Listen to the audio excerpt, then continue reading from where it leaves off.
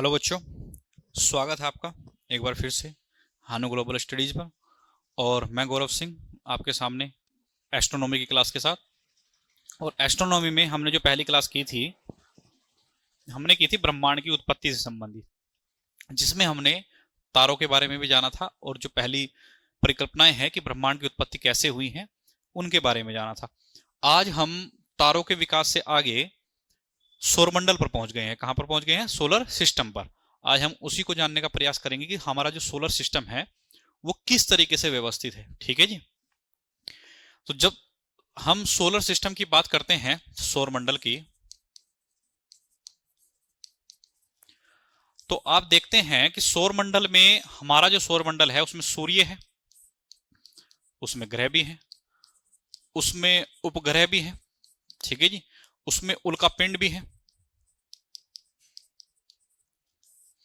उसमें छोटे छोटे धूलकण हैं, उसमें धूमकेतु हैं।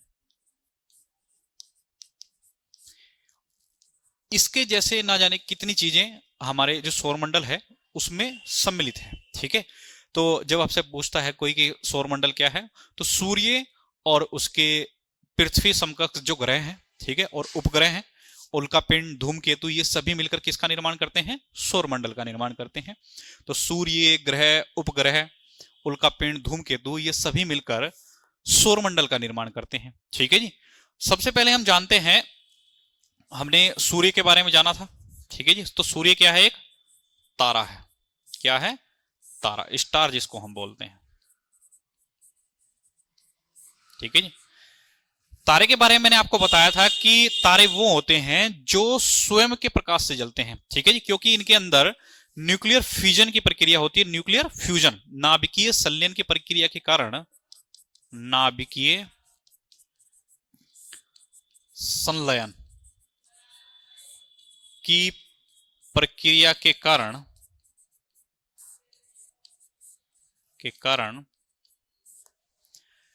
ये स्वयं के प्रकाश से जलते हैं। स्वयं के प्रकाश से,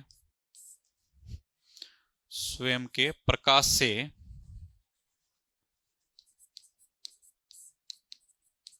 दिखाई देते हैं, दिखाई देते हैं। ठीक है। तो ब्रह्मांड में सूर्य जैसे ना जाने कितने अनगिनत तारे हैं। ठीक है जी। तो आप इसका एग्जाम्पल याद रखिएगा, एग्जाम्पल सूर्य। ठीक है। तो सूर्य क्या है? एक तारा है और नाभिकीय संलयन की प्रक्रिया के कारण ये स्वयं के प्रकाश से जलते हैं। क्योंकि आपको बताया था कि हाइड्रोजन हीलियम में कन्वर्ट होता है तो बहुत ज्यादा एनर्जी रिलीज होती है और उसी एनर्जी रिलीज के कारण ये जो प्रकाश है वो जगमग होता है और उसी से तारे दिखाई देते हैं। ठीक है जी। बात करते हैं ग्रहों की। ठीक है जी। जब हम ग्रहों की बात करते हैं कि ग्रह क्या होते हैं, ठीक है जी, सैटेलाइट जिनको हम बोलते हैं। ठीक है। ठीक है। सैटेलाइट के बारे में जब हम बात करते हैं कि ग्रहों की डेफिनेशन जो है 2006 से पहले इंटरनेशनल एस्ट्रोनॉमिकल यूनिट्स द्वारा कुछ और दी गई थी, लेकिन 2006 में जब इसको कन्वर्ट किया गया, आपको पता है कि हमारे सौरमंडल में पहले 2006 से पहले 9 ग्रह हुआ करते थे। कितने ग्रह हुआ करते थे? 9 ग्रह। लेकिन वर्तमान में अंतरराष्ट्रीय खगोल वैज्ञानिकों ने 2006 में ग्रहों की नई परिभाषा दी है। ठीक है जी। किसकी? ग्रहों की नई परिभाषा दी है।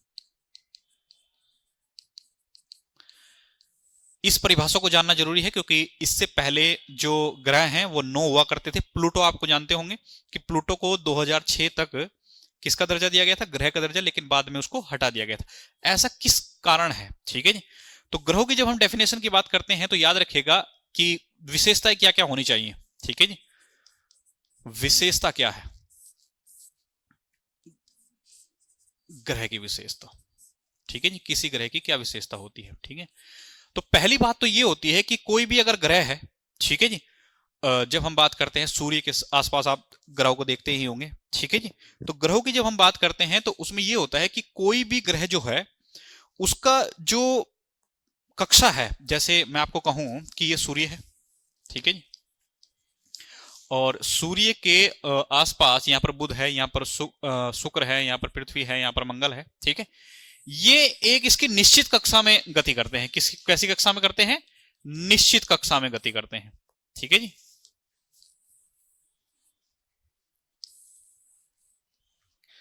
तो कैसे गति करते हैं? ये निश्चित कक्षा में।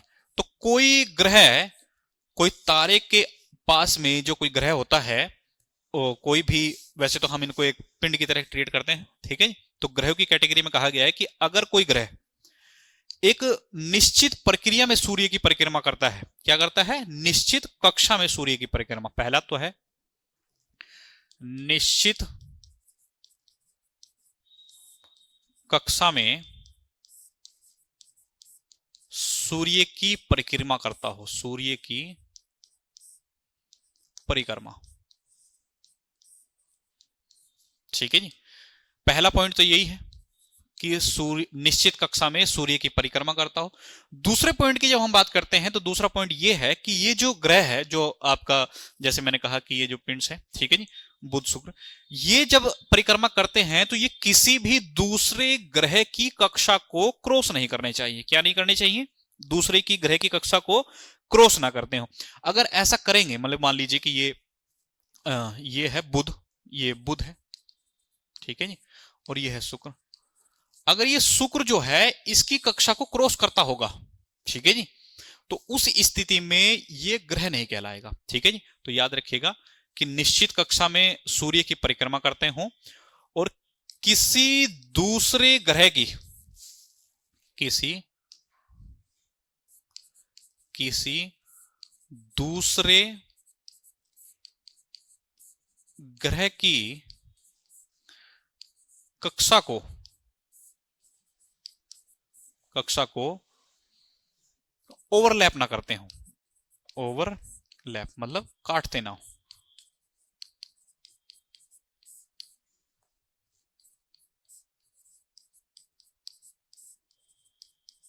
ठीक है जी। और साथ ही साथ ये भी कहा गया है कि ये जो पिंड है, ये जो हम जिनको हम ग्रह बोल रहे हैं, इनका गुरुत्वाकर्षण बल इतना अधिक होना चाहिए कि या तो जो आसपास के जो पिंड हैं, जैसे उपग्रह हम चंद्रमा को मानते हैं, ठीक है जी, पृथ्वी का जो उपग्रह है वो किसको मानते हैं? चंद्रमा को। या तो वो पास का जो उपग्रह है वो इतने गुरुत्वाकर्षण बल के कारण वो तो इसके पास ठहर जाए या फिर इससे दूर ही चला जाए। ठीक है।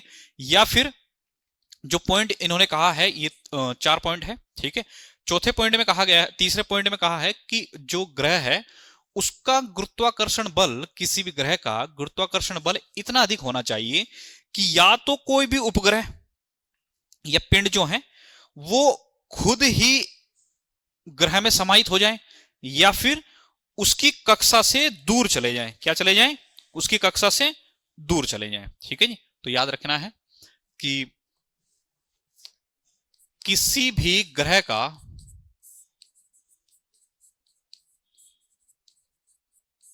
गुरुत्वाकर्षण बल कितना, क्या जी? गुरुत्वाकर्षण बल इतना अधिक होना चाहिए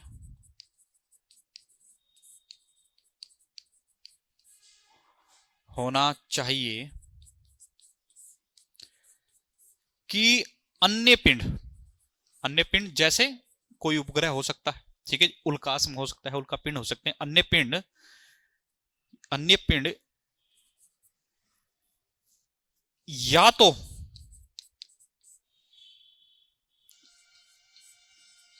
ग्रह में समाहित हो जाएं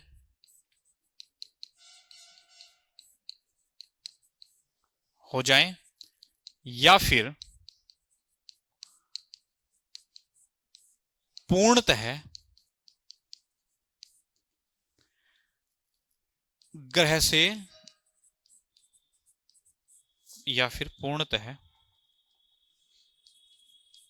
ग्रह से दूर चले जाएं। क्या चले जाएं? दूर चले जाएं। ठीक है जी। और चौथा पॉइंट ये कहता है कि जो गुरुत्वाकर्षण बल है उसके कारण जो ग्रह गोलाकार अवस्था में होना चाहिए। कैसी अवस्था में? ग्रह गोलाकार अवस्था में स्थिति में हो। ठीक है जी। तो तभी वो ग्रह जो है वो कैसा कहलाएगा? ग्रह की कैटेगरी में कहलाएगा। और ये जो विशेषताएं हैं कब दी गई हैं? इंटरनेशनल एस्ट्रोनॉमिकल यूनिट द्वारा 2006 में ये विशेषताएं बताई गई थी। और इसी विशेषता के कारण वर्तमान में जो सौरमंडल है उसमें कितने ग्रह हैं?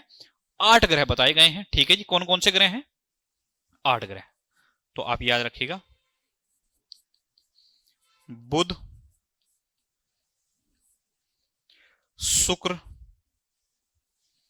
बुध, शुक्र, पृथ्वी, मंगल, बृहस्पति,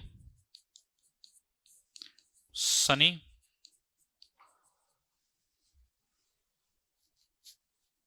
अरुण,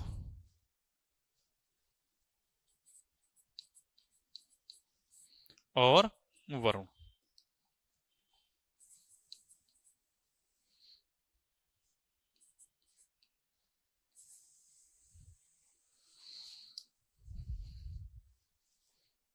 अरुण और वरुण। ठीक है जी। तो ये जो विशेषताएं हैं ये ग्रहों की विशेषता है। तो किसी भी ग्रह के होने के लिए, ठीक है जी, तो कितने ग्रह हुए हैं वर्तमान में? ठीक है जी, तो याद रखिएगा 2006 की परिभाषा के अनुसार, किसके अनुसार? 2006 की परिभाषा के अनुसार 8 ग्रह हैं। कितने हैं जी? 8 ग्रह। ठीक है, ग्रहों की संख्या कितनी है? 8। विशेषताएं मैंने आपको बता दी है, बुध, शुक्र, पृथ्वी, मंगल, बृहस्पति, शनि, अरुण, वरुण। ये सभी जो हैं क्रम में ही बताए गए हैं। ठीक है जी, सूर्य से दूरी के आधार पर। ठीक है, तो हमने पहले जाना कि सोलर सिस्टम में कौन कौन सी चीजें शामिल होती हैं। ठीक है जी, सूर्य के बारे में मैंने कहा कि सूर्य एक तारा है, नाभिकीय संलयन की प्रक्रिया के कारण ही ये स्वयं के प्रकाश से जलता है। ठीक है, और दिखाई देता है, इसलिए इसको क्या कहा जाता है? सूर्य कहा जाता है। लेकिन जब हम ग्रहों की बात करते हैं तो ग्रह जो है परिभाषा ये दी गई है, और साथ ही साथ जब हम ग्रह की बात करते हैं तो ग्रह जो होता है, ग्रह का स्वयं का प्रकाश नहीं होता। क्या नहीं होता है? ये तारों के प्रकाश से चमकते हैं। कैसे चमकते हैं जी? तारों के प्रकाश से जगमग होते हैं, मतलब दिखाई देते हैं। तारों के प्रकाश से दिखाई देते हैं, इनका कोई स्वयं का प्रकाश नहीं होता, स्वयं दिखाई देते हैं। इनका स्वयं का प्रकाश नहीं होता, स्वयं का प्रकाश नहीं होता है जी। ठीक है जी, नहीं होता। ठीक है, तो याद रखिएगा। तो ग्रहों की संख्या मैंने आपको बताई दी है कि 2006 के बाद कितने ग्रह हो गए हैं? 8 हो गए हैं। ठीक है जी, सभी की बता दिया है, विशेषता बताई है कि ग्रहों की क्या विशेषता होती है। ठीक है जी, साथ ही साथ हमने आपको क्रम भी बता दिया है। ठीक है जी, अब हम बात करते हैं उपग्रह क्या होते हैं। ठीक है जी, क्या होते हैं? उपग्रह की बात करते हैं। जब हम उपग्रहों की बात करते हैं तो हम देखते हैं कि जो ये ग्रह हैं, ठीक है, ग्रह, ठीक है जी, मैं आपको एक मैप बना के दिखाता हूं। ठीक है, तो जैसे ये पृथ्वी है, ये सूर्य है। ठीक है जी, ये क्या है? सूर्य। ये है सूर्य, ये जगमग है। तो सूर्य का ग्रह क्या है? पृथ्वी है। ठीक है, क्योंकि सूर्य के गुरुत्वाकर्षण बल के कारण ही पृथ्वी सूर्य से आकर्षित हो रखी है, खिंची हुई है। ठीक है जी, बंधी हुई है। लेकिन पृथ्वी के अपने गुरुत्वाकर्षण बल के कारण ये क्या है? चंद्रमा। ये पृथ्वी के अपने गुरुत्वाकर्षण के कारण एक पिंड जिसको हम चंद्रमा बोलते हैं, वो पृथ्वी के एक निश्चित कक्षा में क्या करता है? परिक्रमण करता है इसका। ठीक है, पृथ्वी सूर्य की परिक्रमा करती है अब सूर्य के गुरुत्वाकर्षण बल के कारण, और चंद्रमा पृथ्वी के गुरुत्वाकर्षण बल के कारण पृथ्वी की परिक्रमा करता है, और इसीलिए इसे पृथ्वी का क्या कहा जाता है? उपग्रह कहा जाता है। ठीक है जी, जैसे सूर्य जैसे पृथ्वी सूर्य का ग्रह है, वैसे ही चंद्रमा पृथ्वी का क्या है? उपग्रह है। ठीक है जी, लेकिन इसका भी अपना कोई प्रकाश नहीं होता है जी, ये भी सूर्य के प्रकाश, तारों के प्रकाश पर ही निर्भर है। तारों के प्रकाश पर ही निर्भर रहते हैं।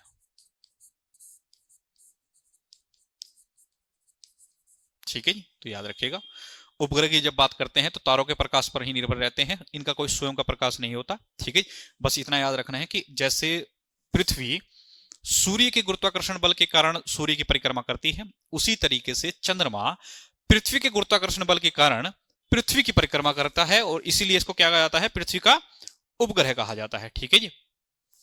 उल्कापिंड जिनका कोई आकार नहीं होता, ठीक है जी, ये सभी उल्कापिंडों में आते हैं। मैं आपको बताऊंगा कि कैसे कैसे ये सब चीजें होती हैं। ठीक है, इनके बारे में भी हम पढ़ेंगे, उल्लास वगैरह जो है। ठीक है जी, धूमकेतु, ठीक है जी, पुच्छल तारे, इन सभी चीजों के बारे में हम आगे पढ़ेंगे। ठीक है, लेकिन अभी हम जानते हैं, ठीक है, इनके बारे में एक एक पॉइंट ही जब आगे आपका ये पूरा होगा, तो जब हम क्यूपर बेल्ट और उल्कापिंड बेल्ट के बारे में पढ़ाते हैं तो उसी में इनको कवर कर लेते हैं। ठीक है जी, अब हम बात करते हैं पूरे स्ट्रक्चर की। तो जैसे मैंने कहा कि ये सभी स्ट्रक्चर है। ठीक है, मैंने टाइम वेस्ट ना करते हुए इस फिगर को पहले ही बना लिया है। ठीक है जी, बहुत आसान है बनाना। ठीक है, आपको याद रखना है कि सूर्य इधर है। ठीक है जी, सूर्य से जैसे हम इधर की बात करते हैं, आप इसको कैसे बना सकते हैं, उधर से इधर की साइड बना सकते हैं। ठीक है, तो सबसे पहले जो सबसे नजदीक है वो बुध है, फिर उसके बाद शुक्र, पृथ्वी, मैंने इसको नीला बनाया है। ठीक है जी, याद रखिएगा, पृथ्वी का ये चंद्रमा भी बना दिया है। ठीक है, मंगल, बृहस्पति, शनि,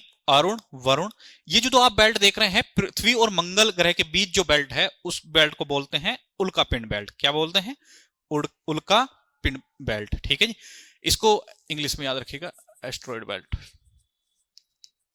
एस्ट्रॉइड बेल्ट, और इसको बोलते हैं क्यूपर बेल्ट। ठीक है जी, क्यूपर बेल्ट।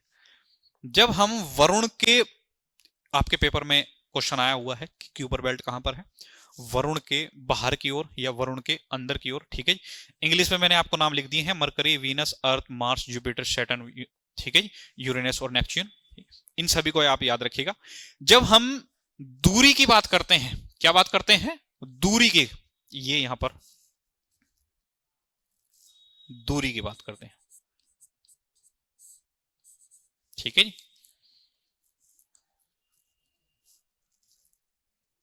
जब हम दूरी की बात करते हैं तो सबसे नजदीक जो है वो कौन सा है, बुध ग्रह। कौन सा है, सूर्य के सबसे नजदीक कौन सा ग्रह है, बुध ग्रह। दूसरे नंबर पर शुक्र, तीसरे पर पृथ्वी, चौथे पे मंगल, पांचवे पे बृहस्पति, छठे पे शनि, सातवें पे अरुण और आठवें पे वरुण ग्रह। ठीक है, ये जो मैंने आपको क्रम लिखाया, ये आप दूरी के आधार पर है कि सूर्य से कौन सा ग्रह है, कितने ज्यादा दूर स्थित है। ठीक है, तो सबसे ज्यादा पूछे कि आपको बताइए कि सूर्य से पांचवें दूरी के क्रम में पांचवें स्थान पर कौन सा ग्रह आता है। ठीक है, तो आप सीधा सीधा बता देंगे कि बृहस्पति ग्रह जो है वो पांचवें स्थान पर आता है। ठीक है, लेकिन जब वो पूछेगा कि अंतिम ग्रह कौन सा है सूर्य से दूरी के आधार पर, तो आप बताएंगे वरुण है। सबसे पहला ग्रह कौन सा है जो सूर्य के सबसे नजदीक है, तो आप बताएंगे बुध ग्रह। लेकिन जब हम बात करते हैं,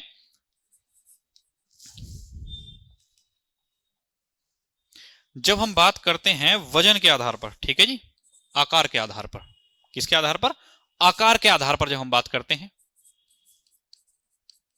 आकार के आधार पर, ठीक है, कि कौन सा ग्रह सबसे ज्यादा बड़ा है। ठीक है, आकार के आधार पर बात करते हैं तो सबसे पहले नंबर पर आता है बृहस्पति। कौन सा आता है जी, बृहस्पति। दूसरे पर आता है शनि, तीसरे पे अरुण, चौथे पे वरुण, पांचवें पे हमारी पृथ्वी आती है जी। ठीक है जी, पांचवें नंबर पर। ठीक है, छठे पे शुक्र, सातवें पे मंगल और आठवें पर बुध ग्रह आता है। ठीक है जी, तो इसीलिए मैंने ये जो अभी आपको ये बनाया था, इसलिए मैंने ये लिखा था कि ताकि आप इसको थोड़ा सा इसको याद रख सकें। ठीक है जी, आकार के आधार पर। ठीक है जी, तो आप इसका जो क्रम है वो इसी तरीके से याद कर लीजिए। जब आपसे पूछा जाएगा कि सूर्य का सबसे बड़ा ग्रह कौन सा है, तो आप क्या बताएंगे, बृहस्पति। दूसरा सबसे बड़ा ग्रह शनि, तीसरा अरुण, चौथा वरुण, पांचवी पृथ्वी, छठे शुक्र, सातवां मंगल और आठवां बुध। मेरा मानना यह है कि आप इसी को इसी तरीके से आप याद रखिएगा, ये क्रम इस तरीके से है और इस तरीके से है। ठीक है जी, लेकिन इसमें और भी विशेषता याद रखनी है कि कौन कौन से ग्रह किस किस कैटेगरी में। ये जो 8 ग्रह आपको दिए गए हैं इनको 2 भागों में बांटा गया है जी। कितने भागों में बांटा गया है? 2 भागों में बांटा गया है। पहले ग्रह तो ये शुरू के जो 4 ग्रह हैं, ठीक है जी, ये कैटेगरी बनाते हैं। और दूसरी जो कैटेगरी है वो है इन लास्ट के 4 ग्रहों की, ठीक है जी। तो पहले वाले जो 4 ग्रह आप देख रहे हैं, बुध, शुक्र, पृथ्वी और मंगल, इनको कहा जाता है आंतरिक ग्रह। क्या कहा जाता है जी? आंतरिक ग्रह, ठीक है जी, आंतरिक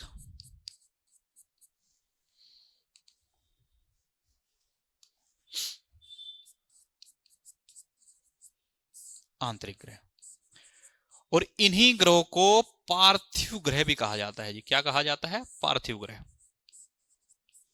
ठीक है।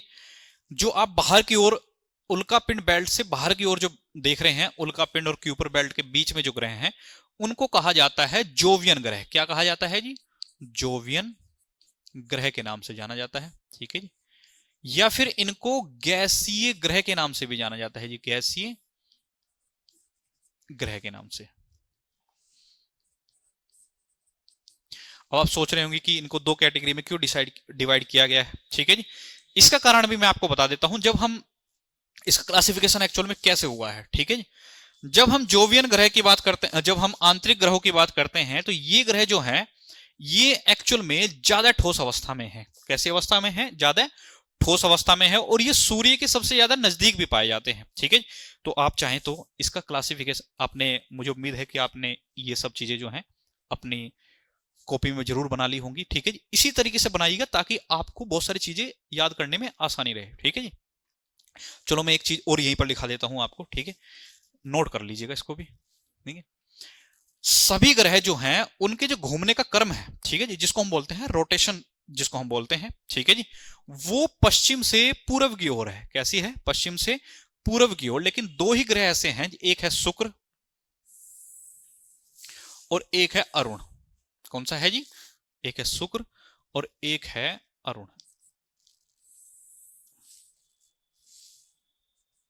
ये दोनों ग्रह ऐसे हैं जो पूर्व से पश्चिम की ओर घूमते हैं। पूर्व से, इनका जो घूमने का क्रम है पूर्व से पश्चिम की ओर है, पश्चिम की ओर, ठीक है जी, घूमते हैं, ठीक है। तो इसीलिए जैसे आप देखते हैं कि पृथ्वी जो है वो पश्चिम से पूर्व की ओर घूमती है, तो इसलिए सूर्योदय जो है वो पूर्व की ओर होता है। पश्चिम से पूर्व की ओर घूमेगी तो सूर्योदय कहां पर होगा? पूर्व की ओर। लेकिन शुक्र ग्रह पर और अरुण ग्रह पर, क्योंकि ये उल्टी दिशा में घूमते हैं, तो यहां पर जो सूर्योदय है वो उल्टी दिशा में होगा। कहां पर होगा? पश्चिम दिशा में होगा। इसलिए मैंने आपको ये चीजें पहले ही मतलब कि बता दी है ताकि आपको कंफ्यूजन ना हो। आपको सिर्फ इतना सा हिंट याद रखनी है कि बुध के बाद शुक्र ग्रह आएगा और वरुण से पहले अरुण ग्रह आएगा। तो इसलिए मैंने आपको यहीं पर ही समझा दिया है, ठीक है जी। उल्का पिंड बेल्ट आप समझ रहे हैं कि मंगल और बृहस्पति ग्रह के बीच में है, ठीक है जी। जब हम क्यूपर बेल्ट की बात करते हैं तो क्यूपर बेल्ट जो है वो वरुण ग्रह के सबसे अंत में होती है जी, ठीक है जी। कहां पर होती है? सबसे एंड में होती है। अब हम बात करते हैं कि पार्थिव ग्रह, ठीक है जी। पार्थिव ग्रह और जोवियन ग्रह, आंतरिक ग्रह और जोवियन ग्रह, ठीक है जी। आंतरिक ग्रह किसको कहते हैं, पार्थिव ग्रह किसको कहते हैं, जोवियन ग्रह, ठीक है जी। तो हमने आपको बताया था कि जो आंतरिक ग्रह हैं वो अंदर की ओर ग्रह हैं, ठीक है जी। ये जो उल्का पिंड बेल्ट आप देख रहे हैं, उल्का पिंड बेल्ट और सूर्य के जो बीच में स्थित हैं ग्रह, उनको क्या कहा जाता है? पार्थिव ग्रह, ठीक है। हम इसका एक टेबल से प्रयास करते हैं कि टेबल से इसको समझे, ठीक है। तो हम एक साइड लिख लेते हैं पार्थिव ग्रह और एक साइड लिख लेते हैं जोवियन ग्रह, ठीक है जी। पार्थिव ग्रह और पार्थिव ग्रह, और एक साइड डाल लेते हैं जोवियन, ठीक है जी, जोवियन ग्रह, ठीक है जी। जोवियन ग्रह या फिर गैसीय ग्रह भी लिख सकते हैं, ठीक है जी।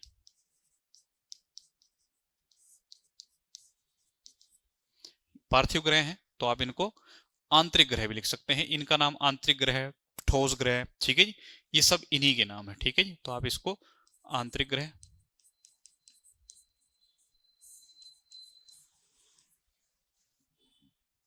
ठोस ग्रह, ये सब इन्हीं के नाम है, ठीक है जी, और ये इनको बाह्य ग्रह भी कहते हैं जी। ठीक है जी, तो हम इनके अंतर की बात करते हैं। देखो जी, सबसे पहले जो अंतर है, अंतर मैंने आपको बताया था कि जो ग्रह पृथ्वी, जो ग्रह सूर्य के सबसे निकट है, किसके निकट है, सूर्य के निकट है, वो पार्थिव ग्रह की श्रेणी में आते हैं। ठीक है जी, सूर्य के निकट है। और जब सूर्य के कोई ग्रह सबसे सूर्य के निकट होगा तो वहां पर आप देखेंगे कि वहां पर टेम्परेचर बहुत ज्यादा अधिक होगा। क्या होगा जी, टेम्परेचर बहुत ज्यादा अधिक होगा। ठीक है जी, वो ग्रह, तो यहां पर पहले लिख लीजिएगा, पार्थिव ग्रह, पार्थिव ग्रह सूर्य के अत्यधिक निकट है। कैसे हैं जी, सूर्य के अत्यधिक निकट है, निकट स्थित है।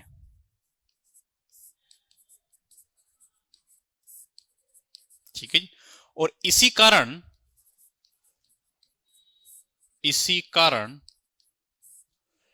इनका तापमान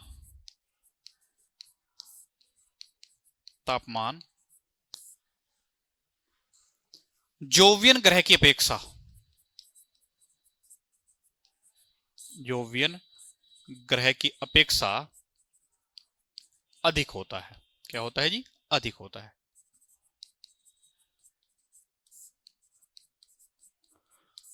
और जब हम सबसे ज्यादा तापमान की बात करते हैं तो बुध ग्रह जो है, क्योंकि सूर्य के सबसे निकट वही बुध ग्रह है। ठीक है, तो बुध ग्रह पर जो तापमान है वो सबसे ज्यादा है। ठीक है जी, तो सबसे ज्यादा आप याद रख सकते हैं कि बुध ग्रह पर सबसे अत्यधिक ज्यादा तापमान पाया जाता है। ठीक है जी, दूसरे ग्रह की जब हम जोवियन ग्रह की बात करते हैं, क्योंकि इनकी दूरी, जोवियन ग्रह, या फिर इसको लिख लीजिएगा बाह्य ग्रह है।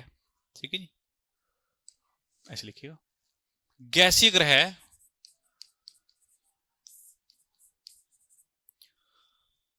सूर्य से अत्यधिक दूर है, सूर्य से अत्यधिक दूर स्थित है,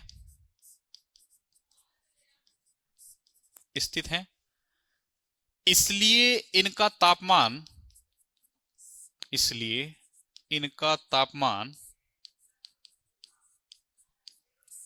कम होता है। ठीक है जी, और होता है, और ये गैसीय अवस्था में पाए जाते हैं। कैसे पाए जाते हैं, गैसीय अवस्था में पाए जाते हैं।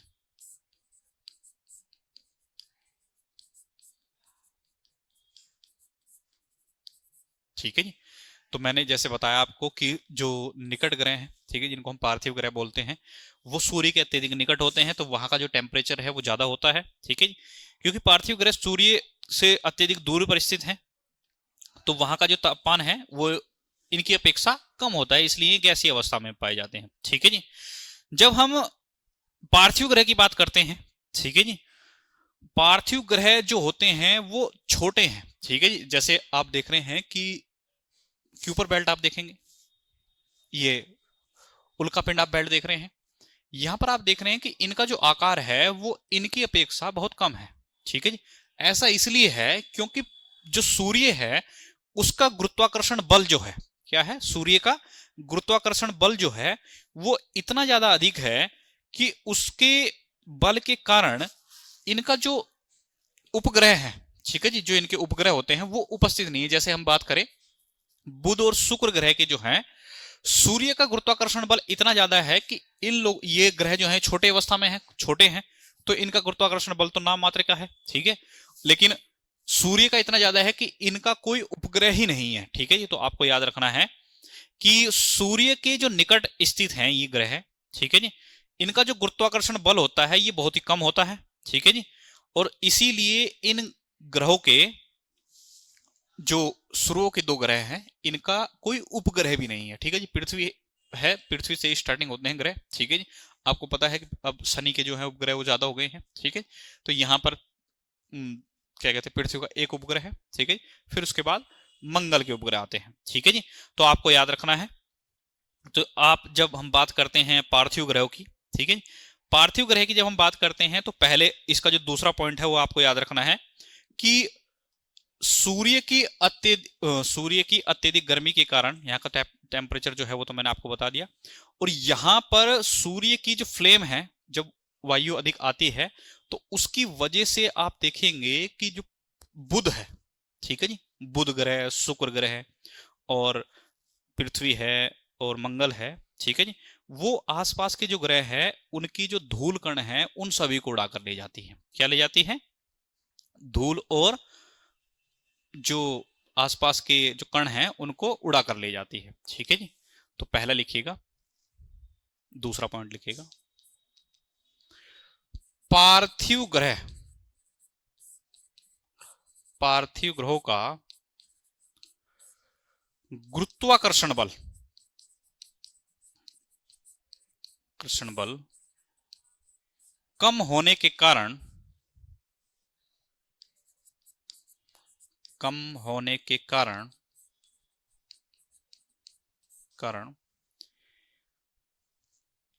इनके उपग्रहों की संख्या, उपग्रहों की संख्या, उपग्रह, इनके उपग्रह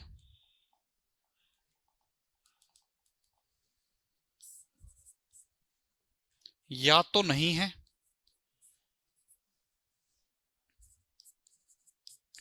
नहीं है, या बहुत कम है, एक या दो, बहुत या बहुत कम है, ठीक है।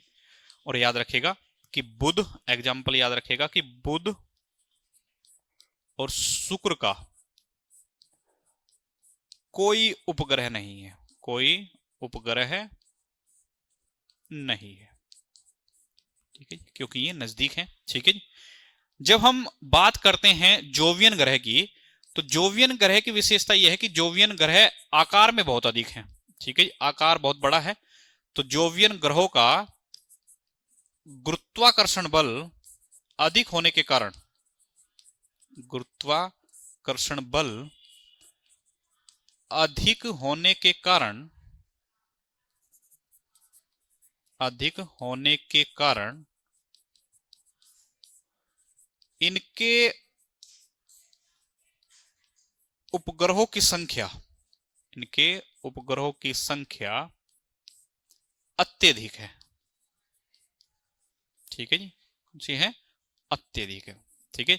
तो एग्जाम्पल में आप याद रखिएगा कि सबसे ज्यादा उपग्रह वाला ग्रह, सबसे ज्यादा उपग्रह वाला ग्रह जो है वो हो गया है अब शनि, ठीक है जी। शनि पहले नंबर पर आता है, उसके बाद आएगा बृहस्पति। क्या आएगा जी? बृहस्पति, ठीक है, इसको याद रखिएगा, ठीक है। जब हम बात करते हैं अन्य फीचर्स की, ठीक है जी, तो ये जो आप ग्रह देख रहे हैं, ठीक है जी, ग्रह, ये जो ग्रह हैं ये सॉलिड फॉर्म में है, ठीक है जी। कैसे फॉर्म में है? सॉलिड फॉर्म में है, क्योंकि जब कोई ग्रह हमेशा ही सूर्य के तापमान से तपता रहेगा, ठीक है जी, तो वहां के जो ग्रह हैं वो भारी धातुओं में कन्वर्ट हो जाएंगी, ठीक है जी। वो ग्रह जो है वो कैसा कन्वर्ट हो जाएगा? भारी धातुओं में, ठीक है। तो आप देखते हैं कि जो पार्थिव ग्रह हैं, ठीक है जी, उनका आकार भले ही छोटा है, लेकिन वहां पर लोहा और निकिल, देखिए, लोहा और निकिल अत्यधिक मात्रा में पाए जाते हैं, ठीक है जी। ऐसा इसलिए है क्योंकि ये जो ग्रह हैं वो सूर्य के अत्यधिक निकट हैं, क्योंकि तापमान अधिक होने के कारण जो मेटल्स हैं, जो वहां के धूल कण हैं, वो चेंज हो जाते हैं, ठीक है जी। और क्या कहते हैं जी, गैसों को अत्यधिक मात्रा में आकर्षित नहीं कर पाते। जब गैसों को नहीं कर पाते तो ये जो सॉलिड मेटल्स, जो मेटल्स हैं वो चेंज हो जाते हैं, ठीक है जी। तो याद रखिएगा इन ग्रहों पर भारी धातुएं, ठीक है जी, कैसी? भारी धातुएं अत्यधिक मात्रा में पाई जाती हैं।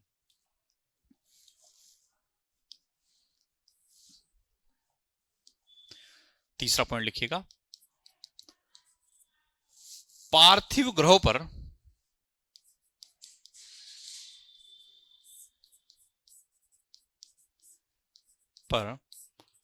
भारी धातुएं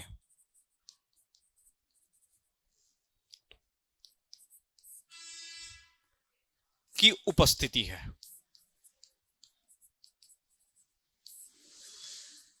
उपस्थिति है, जैसे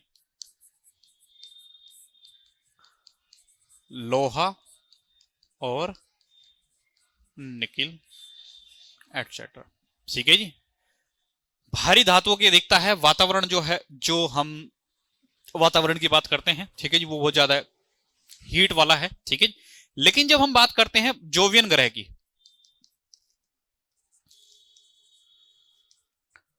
जोवियन ग्रहों पर गैसों की अधिकता है, गैसों की अधिकता। ठीक है जी। और जब गैसों की अधिकता है तो वहां पर आप देखेंगे, जब मैं आपको पढ़ाऊंगा कि अरुण है, वरुण है, ठीक है जी, बृहस्पति है, शनि है, ठीक है जी, इनका जो कलर है वो चेंज हो गया है। ठीक है जी। और ऐसा इसलिए है क्योंकि गैसों का संकेंद्रण इतना ज्यादा है कि ये अपने गैसों की वजह से इनका जो रंग है वो चेंज हो गया है। ठीक है जी। तो आप याद रखिएगा कि ये जो ग्रह हैं सारे के सारे, ठीक है जी, इनकी विशेषताओं को आप याद रखिएगा। ठीक है जी। अब हम बात करते हैं, आपको एग्जाम्पल लिखाने की जरूरत तो नहीं है, ठीक है जी, एग्जाम्पल आप याद रखिएगा बस। ठीक है जी। कि बुध, शुक्र, पृथ्वी और मंगल जो है वो किस में आते हैं, पार्थिव ग्रहों की श्रेणी में आते हैं। ठीक है जी। और जब हम बात करते हैं जोवियन ग्रहों की श्रेणी में, तो सबसे पहले बृहस्पति, उसके बाद शनि, उसके बाद अरुण और फिर वरुण। ठीक है जी। और मैं उम्मीद करता हूं कि आप ये जो अंतर है आंतरिक ग्रहों का और बाह्य ग्रहों का अंतर अच्छे से समझ गए होंगे। ठीक है जी।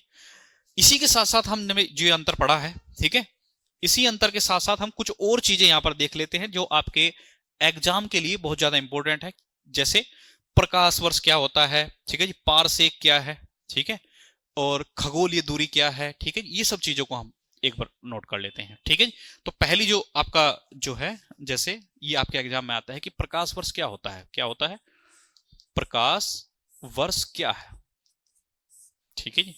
प्रकाश प्रकाश वर्ष के बारे में मैं आपको बता दूं कि प्रकाश की गति से जितनी दूरी तय की जाती है एक वर्ष में, कितने, एक वर्ष में, और प्रकाश की गति कितनी होती है जी, 3 × 10⁸ मीटर पर सेकेंड।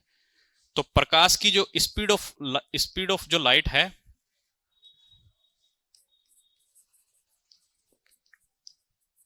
ठीक है जी, जो लाइट है वो है 3 × 10⁸ मीटर पर सेकेंड। इसका मतलब है कि लगभग 3 लाख किलोमीटर, कितना जी, 3 लाख किलोमीटर एक सेकंड में कवर करेगा। कितना करेगा, एक सेकंड में। ये प्रकाश की गति है। अगर प्रकाश इसी गति से पूरे एक वर्ष चले, कितना चले जी, पूरे एक वर्ष चले, तो ये जो गति है इसी को क्या कहा जाता है, प्रकाश वर्ष कहा जाता है। ठीक है जी। तो याद रखिएगा, अगर कोई कण, ठीक है जी, कोई वस्तु प्रकाश की गति से एक वर्ष तक चले तो उसको क्या कहा जाता है, प्रकाश वर्ष कहा जाता है। ठीक है, क्योंकि हम जब खगोलीय दूरी को काउंट करते हैं तो हम उसको हमेशा प्रकाश वर्ष में ही काउंट करते हैं। ठीक है जी। तो आपको याद रखना है, एक प्रकाश वर्ष जो है 9.416461 इंटू 10⁻812 किलोमीटर होता है। ठीक है जी। तो एक प्रकाश वर्ष याद रखिएगा, एक प्रकाश वर्ष 9 × 461 इंटू 10⁻12 किलोमीटर है जी। ठीक है जी। इतनी दूरी एक वर्ष में, कितनी दूरी जी, ये जो दूरी अभी आपको लिखाई दी है 1 किलोमीटर, इतना किलोमीटर, एक प्रकाश वर्ष इतने किलोमीटर चल जाता है एक साल में। ठीक है जी। तो आप इसको याद रखना है। लेकिन जब हम पारसेक की बात करते हैं, किसकी बात करते हैं, पारसेक की, ये सब दूरी मापन की इकाई है। किसकी इकाई है, दूरी मापन की इकाई। तो आप इसको यहां पर याद रखिएगा, दूरी मापन की इकाइयां हैं सब, दूरी मापन की इकाई। ठीक है जी। ये सब दूरी मापन की इकाई। दूसरी है पारसेक। क्या है जी, पारसेक। पारसेक जो होती है वो प्रकाश वर्ष से बड़ी होती है। कितनी होती है जी, पारसेक। तो पारसेक इजकल टू होता है 3.3 प्रकाश वर्ष होता है जी। क्या होता है? 3.3 प्रकाश वर्ष। तो हम बात कर रहे थे एक प्रकाश वर्ष की, तो ये है 3.3 प्रकाश वर्ष होता है। ठीक है जी। आपके पेपर में आया हुआ है कि एक पारसेक में कितने प्रकाश वर्ष के बराबर होता है। तो याद रखिएगा एक पारसेक जो होता है 3.3 प्रकाश वर्ष के बराबर होता है। कितने वर्ष के बराबर होता है? एक इतने प्रकाश वर्ष के। ठीक है जी। अब हम बात करते हैं ब्रह्मांड वर्ष के बारे में। ठीक है जी। ब्रह्मांड वर्ष के बारे में मैं आपको बता दूं, मैंने स्टार्टिंग में आपको एक ब्रह्मांड का चित्र बताया था। ठीक है जी। ब्रह्मांड की मैपिंग आपको बना के दी थी। ठीक है जी। तो ब्रह्मांड के बारे में जैसे मान लीजिए कि ये सूर्य है। ठीक है जी। ठीक है जी। और ये पूरा का पूरा ब्रह्मांड है। ठीक है जी। क्या है? पूरा का पूरा ब्रह्मांड है।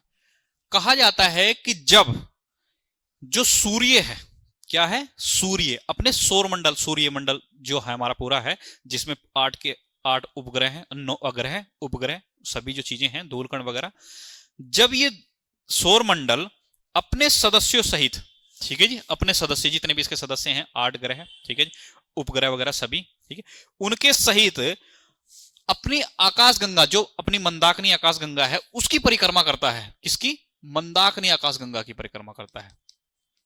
मंदाकिनी की परिक्रमा करता है। और इसी परिक्रमा में लगते हैं 25 करोड़ वर्ष। कितने लगते हैं जी? 25 करोड़ वर्ष लगते हैं। इसी 25 करोड़ वर्ष की अवधि को, ठीक है जी, किसकी जी? 25 करोड़ वर्ष लगते हैं। तो याद रखिएगा, जब सौरमंडल, मतलब कि हमारे वाले सौरमंडल मंदाकिनी आकाशगंगा की एक परिक्रमा करता है। ठीक है जी। किसकी परिक्रमा करता है? एक परिक्रमा। ठीक है। जब सूर्य सौरमंडल, ठीक है, इसमें सभी ग्रह उपग्रह शामिल हैं, जब सूर्य सौरमंडल मंदाकिनी आकाशगंगा की, मंदाकिनी आकाशगंगा की एक परिक्रमा करता है। कितनी परिक्रमा? एक परिक्रमा पूरी करता है, पूरी करता है, जिसमें 25 करोड़ वर्ष लगते हैं, जिसमें 25 करोड़ वर्ष लगते हैं। इसे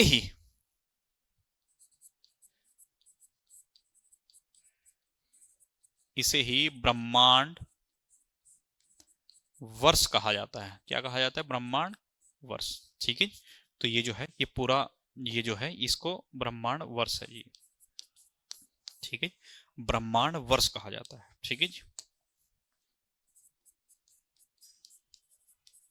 ठीक है। आपके पेपर में पूछ लिया जाता है कि एक ब्रह्मांड वर्ष कितने ईयर का होता है, कितने वर्ष लगते हैं उसको। ठीक है जी। तो याद रखिएगा 25 करोड़ वर्ष लगते हैं। कितने लगते हैं जी? 25 करोड़ वर्ष। पारसेक के बारे में आपको बताया 3.3। ठीक है जी। लेकिन अब हम बात करते हैं खगोलीय इकाई की। एक छोटी सी यूनिट है। ठीक है जी। खगोलीय इकाई का मतलब है कि जब हम, देखो जी, मैं आपको लिख देता हूं।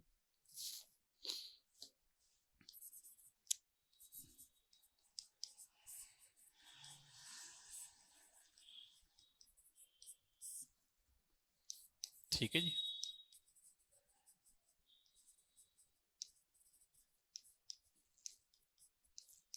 Astronomical unit. ठीक है। एस्ट्रोनॉमिकल यूनिट क्या होती है? क्योंकि हम जब हम बात करते हैं सूर्य की, चंद्रमा की, तो वहां पर हम बार बार एस्ट्रोनॉमिकल यूनिट्स की बात करती हैं। ठीक है जी। एस्ट्रोनॉमिकल यूनिट वो यूनिट है जो सूर्य, ठीक है जी, जैसे ये सूर्य है और ये पृथ्वी है। ये क्या है? पृथ्वी। इसके बीच की जो औसत दूरी है, क्या है?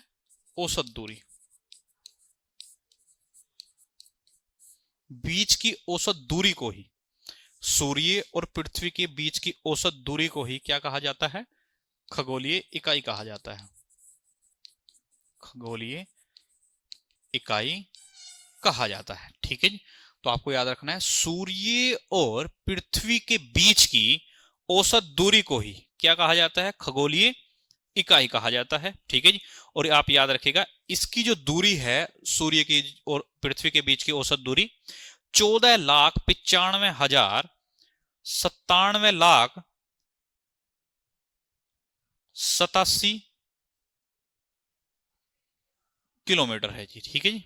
तो आप इसको 14,95,हजार ऐसे याद कर लीजिएगा। 14,95,हजार 14,95,98,हजार ऐसे याद कर लीजिएगा। ठीक है जी।